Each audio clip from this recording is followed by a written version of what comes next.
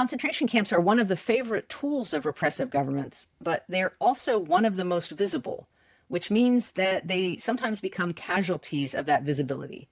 So as in the case of Chile or Soviet Russia, even after that peak of mass detention has passed and most or all concentration camps are dismantled, it doesn't mean that the society is no longer under significant repression. What stops authoritarianism in the long run is a broader question, and it can be brought about by other things like economic collapse. But in societies where democratic principles or human rights have not been sufficiently bulwarked through institutions, without a massive reorientation of society, an end to one authoritarian ruler is likely to just lead to the next one. Mr. Vice President, why are troops stationed here at Union Station on the National Mall instead of areas in D.C. where crime is statistically highest? Well, if you've ever been to Union Station in the last few years with your family, you know that crime is actually extremely high right here in Union Station. You have vagrants, you have drug addicts, you have the chronically homeless, you have the mentally ill. Concentration camp detention is typically a marker for when the regime's opponents can be openly targeted.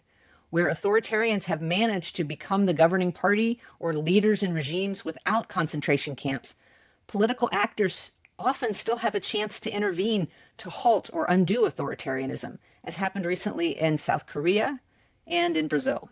In Brazil, the courts took the lead and upheld institutions of democracy and electoral integrity. In South Korea, a combination of public protests, courts, police, and legislators acted to preserve the country from an attempt to entrench power via martial law. They become the first ever former First Lady and former President to be arrested and held in detention here in South Korea. That's the first time in the country's political history that this has happened. The U.S. right now is in worse shape democratically in terms of its institutions than either South Korea or Brazil. You know, Vladimir Putin said something. One of the most interesting things. The courts are still an important avenue to interfere with the president's illegitimate seizure of power.